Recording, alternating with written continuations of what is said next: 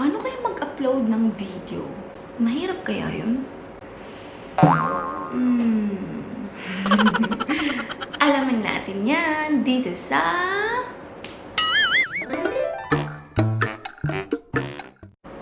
Hi guys! Welcome back to my YouTube channel.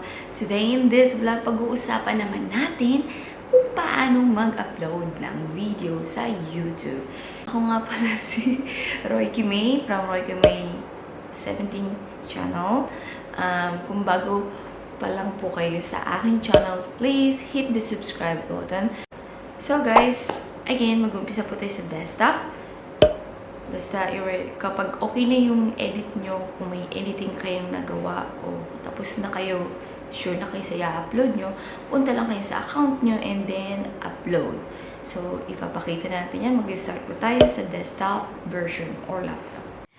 So, ayan guys, punta lang po kayo sa browser at syempre youtube.com at kailangan nakalogin kayo and click nyo po itong icon na to para makapag-upload po kayo ng video.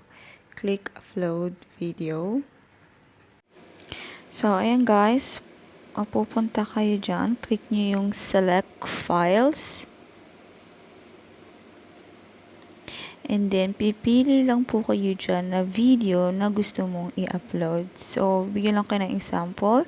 So, ito yung video na gusto kong ipakita. Just for example, and click open. And then, ayan na. So, pwede nyong i-edit dyan yung title. Ilagay nyo yung title na related din sa video. So, ayan guys. Pwede nyo rin yan i-click yung description box para ilagay nyo naman kung anong details or kahit anong ilagay nyo dyan sa description box.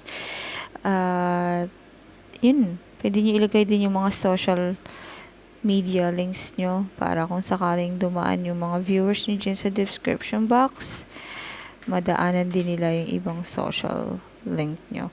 So, anyway, pwede nyo ilagay kung anong gusto nyo dyan. It's up to you. So, ayan naman, scroll down po tayo. Punta po tayo dito sa thumbnail. Hindi pa natin yan ma-access kasi baguhan pa lang tayo dyan. Pero pwede nyo po pumili dyan ng mga picture later on kapag ready na yung video mo. So, makakapagpili ka ng thumbnail kapag na fully uploaded na siya. So, ayan, kung yan na fully uploaded na, pili ka lang dyan sa mga free pictures na available dyan. Pero dahil baguhan ka pa lang, hindi ka pa makakapag-set ng mismong customized na thumbnail. So, yun. Pili ka lang dyan, kahit ano dyan gusto mo, it's up to you. So, click naman po natin yung playlist. Diyan, pwede kang mamili, pero dahil wala pang playlist, pwede ka naman mag-create ng playlist dyan. Pero wag muna tayo mag-focus sa playlist. Pwede mo po yan i-set up later. So, dito may dalawang bilog kang makikita. Merong option kung para sa bata ba or hindi para sa bata. So, ano po ba yung video nyo? Para sa bata po ba o hindi? So, baba po tayo ulit. May more options. Click nyo po yan. And then, baba konti. Meron pong add tag. Diyan naman ilalagay nyo yung tag na related din sa video nyo. So, kung anong nilagay nyo din sa title nyo, dapat medyo related or yung mga topics na related din sa video mo para kapag na-search, may possible na makita yung video mo. So, dito, meron din namang pwedeng pumili kung comedy ba yung video mo or ano ba yan, or vlogs, how to style, or whatever. So, kayo na po dyan bahala. So, click next. So, ayan guys, click next muna tayo para focus tayo doon sa kung paano mag-upload. But this time, it's about video elements and other thing. So, click next na lang muna tayo para focus tayo. So, dito guys, mamimili ka dyan kung ipa-private mo ba yung video mo or public. Pwede rin naman i-premiere mo agad siya, parang live. And, ayan, pili ka lang dyan guys. Then, publish. So, ayan guys, ready na yung video mo. Pwede mong i-share yung video mo sa iba't ibang social media. So, yeah, pwede mo siyang i-close. And pagdating mo sa channel video dashboard mo, meron ka dyang mga video na na-upload mo na. So, means ready na siya. At pwede mo pa rin i-edit. Pwede ka bumalik para i-edit siya. So, ayan. Na-upload mo na. So guys, ito naman ang version na ipapakita ko sa inyo ay ang smartphone. Sa smartphone, madali lang yan. Kahit gamitin nyo na lang yung YouTube app nyo or pwede na naman kayo pumunta doon sa browser and i-type nyo yung youtube.com website. Then pwede nyo gawin. It's a same process like desktop way. Pareha lang sila.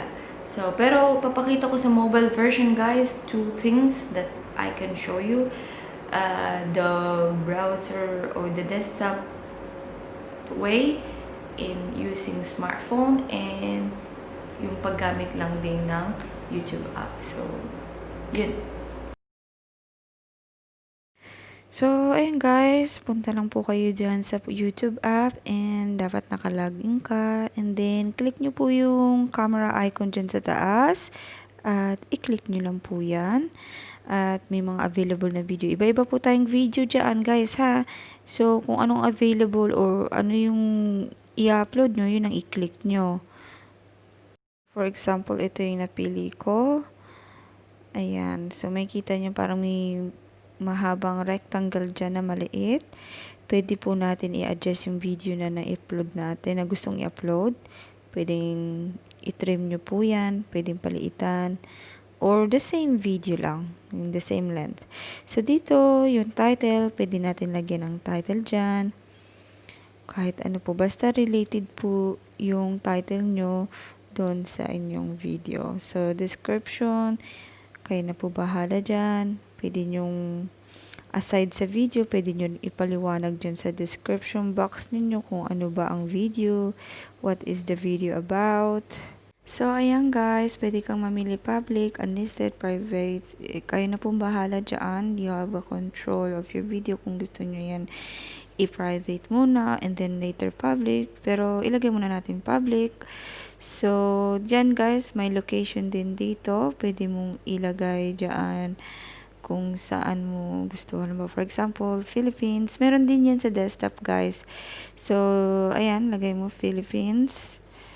And then, click the blue icon sa taas para i-upload na. Para mag-loading na siya. So, ayan, makikita nyo yan, guys. Road trip. Nakikita nyo uploaded. About 2 minutes remaining. So, naglo-loading na siya, guys. Mag-wait lang kayo para matapos siya. So, yun. Uploading na siya. Ito naman ang browser version, guys. Kailangan na sa youtube.com and nakalagin.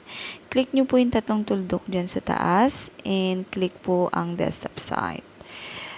Ayan. Para pareha siya sa desktop style siya o sa laptop. So, may kita nyo, may camera dyan sa taas na may plus. Click nyo po iyan para makapag-upload. Click upload video. So, ayan. I-click naman po natin yung learn more. Kung ito talaga yung pinaka first time mo, click nyo yan. And then, select files para pumili ka naman ng video na gusto mong i-upload. So, click nyo lang po yan dyan. Files. And then, pili ka lang po ng video na gusto mo. So, ayun guys, pili ka lang ng video. So, for example, ito yung video na i-upload natin. And then, yan. Kung papansinin nyo, parehang-pareha po siya sa laptop or desktop style. So, again, pwede nyong i-edit yung title. Nasa sa iyo yan. Basta, related siya doon sa inyong video. Then, may description box din. Kung mapapansin nyo, dyan nyo din ilalagay kung ano man gusto nyo. Ingredients, kung cooking tutorial, pwede nyo i-share yung ingredients ninyo or procedure kung paano nyo ginawa. So, kung mapapansin nyo, meron din siyang thumbnail part, pero hindi nyo pa yun magagalaw guys kasi hindi pa siya finish yung video. So, meron ding playlist Like I have mentioned before, pareha lang din po yan. Pwede ka mag-create dyan or later na lang. At may dalawang bilog din dyan sa baba kung para po ba sa bata or hindi. So, iset up nyo po yan kung yung naaayon sa video. Okay? And then, baba tayo ulit konti. So, ayan, again, mayroon ding tags dyan. Ang tags, guys, ilalagay natin yung mga keywords na related sa video nyo. So, kung sakaling may viewers nag-search, so, may possible na makita o mapanood ang inyong mga video. So, yan. So, ayan, baba lang po tayo. And then, i-click po natin yung next button. So, dito, skip nyo lang po yan. Click nyo lang po yung next. So, in this part, ayan na po yung final touch. Kung gusto nyo po i-private or public or unlisted, nasa nyo po yan. At kung public naman, pwede nyo rin pong iset as premiere. Parang live po siya. So, yan, meron po kayong option at pwede nyo rin iset kung ano yung schedule. Pwede kayo mag-upload tapos hindi mo na i-public, yung parang may schedule siya. So, yan, pwede nyo makontrol din yung schedule. Lahat po yan pwede ma-access sa browser, sa phone, or ano. Yan, kalikutin nyo lang po yan. So, ayan, nakikita nyo po yung maliit na box sa baba na parehaba. Ibig sabihin po niyan is nag-upload po.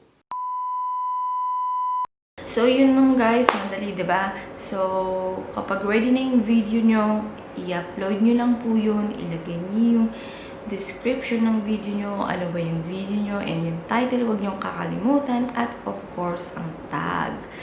Yan. Kung like nyo po yung ganitong video, please, huwag nyo kakalimutan mag-hit ng like button para masaya.